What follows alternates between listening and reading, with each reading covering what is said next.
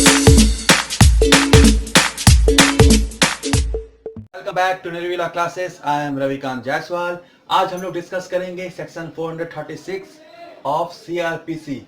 ये जो आता है हमारा 436, यह आता है चैप्टर 33 के अंतर्गत। चैप्टर 33 किससे रिलेटेड है? Proviso as to bail and bonds. ठीक है, किस प्रकार से जमानत लेते हैं, बॉन्ड्स क्या है, ये इस पर डील करता है। Proviso as to bail and bonds. Section 436, in what cases bail to be taken, किन किन मामलों में जमानत ली जाएगी। दोस्तों, आप सब जानते होंगे कि जब भी किसी व्यक्ति को बिना वारंट गिरफ्तार किया जाता है, जैसे कोई भी ऐसा कोई कॉग्निजेबल मैटर होता है कि पुलिस क्या करती है कि बिना वारंट आपको गिरफ्तार कर सकती है। तो जब कोई भी पर्सन को बिना वारंट गिरफ्तार कर लिया जाता है तो उसके पास राइट्स होता है। उसके पास राइट्स क्या होता है? बेल लेने का। बेल मतलब जमानत लेने का उसके पास अधिकार आ जाता है। चाहे वो कोई भी व्यक्ति हो, अमीर हो, गरीब हो, उसके पास राइट्स है। किसके अंतर्गत? सेक्शन 436 के अंतर्गत, कि वह जमानत ले ले। देखिए होता क्या है, कोर्ट किसी को कस्टडी में क्यों लेती है? कोर्ट किसी को कस्टडी में इसलिए लेती है ताकि किसी प्रकार का उसमें जो सुनवाई हो, या फिर कभी उसको लगता है कि ये दोषसिद्धि हो गया या फिर इस पे कहीं ना कहीं कोई केस बन रहा है, तो वो शहर छोड़ के भाग न जाए। ऐसा होता है ना, मान लीजिए मैं किसी को तुरंत जमानत दे दिया, सबको जमानत देता क्या, तो लोग भाग भी सकते हैं। एक प्रश्न और उठता है, मान लीजिए अभी किसी के ऊपर केस हुआ, आपने किसी के ऊपर एफआईआर करवाया, ठीक है, मैंने जाके उसको गिरफ्तार करवा लिया, तो यहाँ पे क्या है? क्या वो दोष सिद्धि हो गया उसका? नहीं, वह अभी इनोसेंट है। इनोसेंट क्यों है? इनोसेंट यह है कि क्योंकि उसके ऊपर जो इल्जाम लगाया गया है, जो एलिगेशन लगाया गया है, वह अभी तक पूरी तरीके से प्रूफ नहीं हुआ है। और जब किसी व्यक्ति के ऊपर जो लगाया गया इल्जाम पूरी तरीके से प्रूफ नहीं हुआ है, तो उसको आप क्रिमिनल कैसे कह सकते हैं? उसको आप अपराधी कैसे कह सकते हैं? उसको आप दोष सिद्धि कैसे कह सकते हैं? हम तो उसको क्या कहेंगे? इनोसेंट।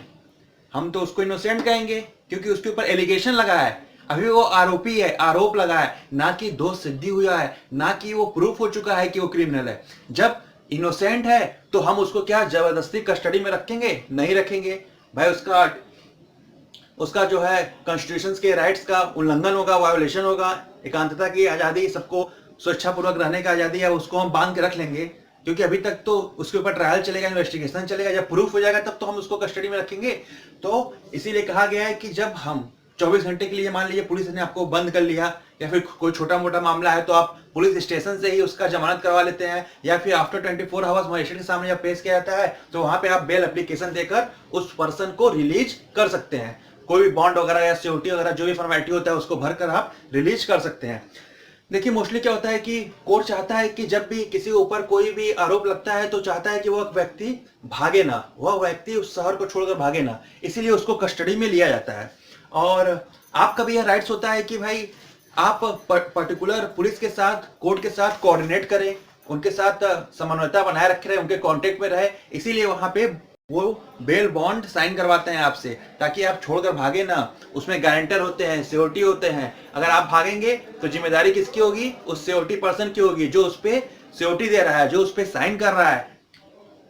किसी व्यक्ति का अगर मैं जमानत लेने जा रहा हूं तो मुझे साइन करना होगा ना कि सर आप इस पर्सन को छोड़ दीजिए, ठीक है, इसके बिहाफ पर मैं इसको सिक्योरिटी देता हूं आपको कि जब कभी भी कोर्ट में डेट पड़ेगा, जब कभी भी मजिस्ट्रेट को लगेगा कि उस पर्सन को बुलाने की जरूरत है, उस पर्सन को अपीयर करना जरूरी है, तो मैं यह गवाही देता हूं कि मैं उस पर्सन को पकड़ के लाऊंगा। ठीक है, ये मेरी रिस्पॉन्सिबिलिटी हो गई क्योंकि बेल मैंने कराई। ठीक है, जो भी बॉन्ड वगैरह वहां पे एग्जीक्यूट किया जाता है सिक्योरिटी के साथ, प्लस कुछ डॉक्यूमेंट लगते हैं उसमें, जैसे कि अगर 50-50 हजार का दो बॉन्ड बोल दिया जमानत के लिए, तो 50,000 वैल्यू का आपको प्रॉपर्टी का मूवेबल या इमूवेबल उसके डॉक्यूमेंट्स प्लस आधार कार्ड वगैरह को हम लोग प्रेजेंट करते हैं।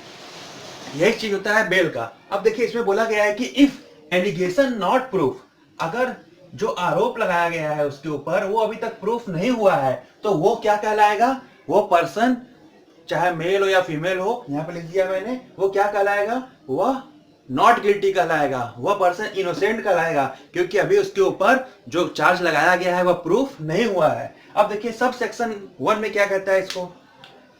सब सेक्शन 1 क्या कहता है कि इसमें जो वर्ड यूज हुआ है सेल रिलीज ऑन बेल, मतलब इस सेक्शन के तहत सेल रिलीज ऑन बेल मतलब उस पर्टिकुलर पर्सन को उस पर्सन को जमानत लेने का अधिकार है ही।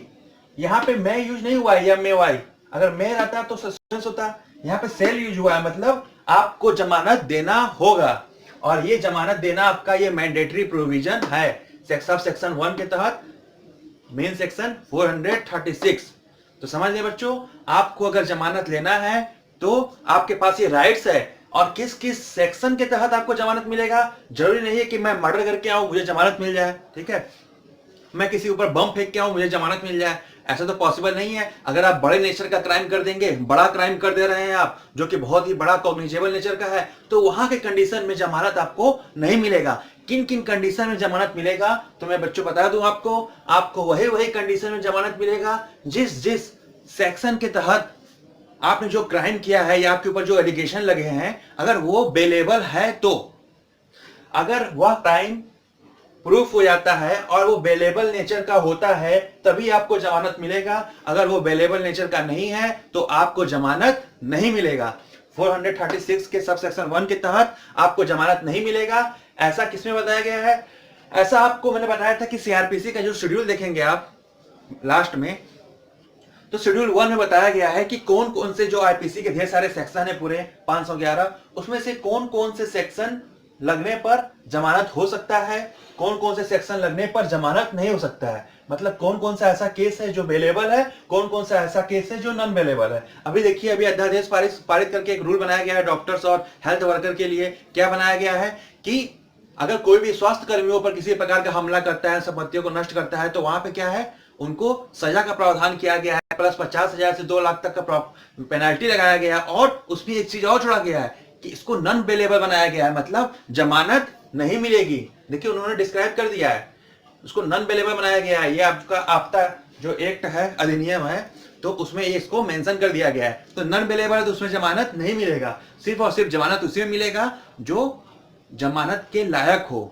ऐसा किसमें आप देख सकते हैं, सीआरपीसी के लास्ट में जो शेड्यूल रहता है, फर्स्ट शेड्यूल में जाके देखेंगे तो उसमें लिखा है कौन कौन से केस, कौन कौन से क्राइम करने पर जमानत मिल सकता है, कौन कौन से क्राइम करने पर जमानत नहीं मिल सकता है। तो इस कंडीशन में आपको जितने भी क्राइम ऐसे हैं जिसमें जमानत मिल सकता है, बेलेबल है, तो वो बेलेबल है तो बेल लेने का अधिकार आपको है। इसीलिए यहाँ पे वर्ड यूज हुआ है सेल रिलीज ऑन बेल।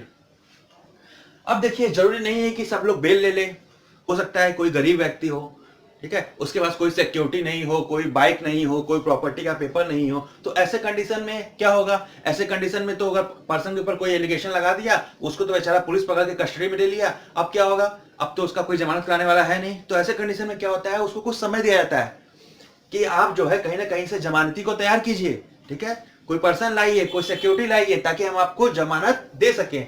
तो ऐसे कंडीशन में वो प्रयास करता है, फोन वोन दिया जाता है उसको, भाई बात कर लो तुम अपने रिश्तेदार में कहीं पे भी। तो अगर पाया जाता है कि वह 3-4 दिन होने के बाद भी वो जमानती अपने हिसाब से नहीं मिल पा रहा है उसको, या फिर उसने इस तरह का क्राइम नहीं किया है कि उसको हम अपने पास कस्टडी में रखे रहे, ठीक है, उसका भी तो एक संविधान के तहत उसको भी तो आजादी दी गई है, उनको भी तो एकता और अधिकारों के साथ जीने का उसके पास राइट्स मिला है, तो हम उसको क्यों बांध रखें।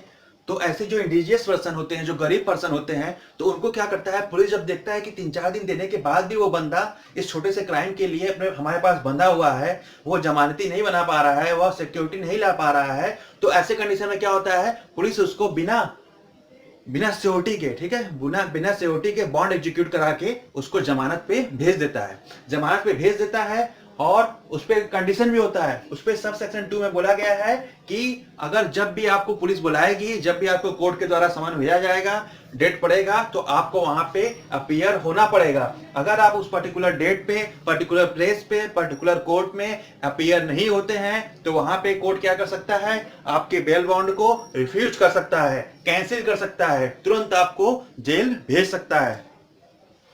देखिए सब सेक्शन 2 में बोला गया है कि इफ कंडीशन विल ब्रेक, अगर वो शर्तें टूटेगी जिस बेस पे आपको जमानत दिया गया है, जमानत यही दिया गया है कि भाई आप घर पे रहिए, कहीं पे भी रहिए, शहर छोड़ के नहीं जाएंगे, ठीक है, अगर इमरजेंसी हुआ तो इन्फॉर्म करके जाएंगे, जब भी एक बार भी बुलावा आए तुरंत आप कोर्ट पहुंचेंगे। तो कुछ शर्तें होती है ना, मान लीजिए बुलावा आ रहा है, मैं पहुंच नहीं रहा हूं, ठीक है, अगर बहुत अर्जेंट है, आप नहीं पहुंच पा रहे हैं, तो उसका रीजन आपको बताना होता है। अगर इस तरह से आप लापरवाही करेंगे तो क्या होगा, आपका बेल जो है रिफ्यूज कर दिया जाएगा, और जो बॉन्ड आपने साइन किया है उसको फॉरफिट कर लिया जाएगा, उसको हरण कर लिया जाएगा, ठीक है, उसको जब्त कर लिया जाएगा पनिशमेंट के रूप में।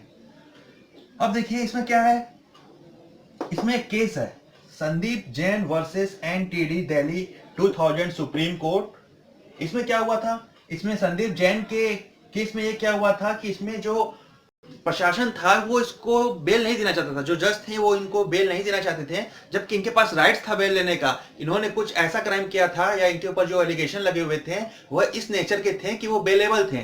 तो यहाँ पे क्या था, यहाँ पे उसके द्वारा जो बॉन्ड साइन करने को बोला गया बेल के लिए वो 2 लाख रुपए मांगा गया। ठीक है, 2 लाख रुपए बेल अमाउंट मांगा गया। तो इतना ज्यादा अमाउंट मांगा गया कि ताकि वो दे ही ना पाए, और जब दे ही नहीं पाएगा तो उसको बेल मिलेगा नहीं। तो पूरी तरीके से इनडायरेक्टली तरीके से उसको बेल को रोकने का वो काम कर रहा था। तो इस पे सुप्रीम कोर्ट ने उसको फटकार लगाया कि नहीं, आप इनको जो है इस तरह का अमाउंट लगाकर उनको रोक नहीं सकते हैं। ठीक है, उनके अधिकार का हनन नहीं कर सकते हैं, इनको बेल देना ही पड़ेगा।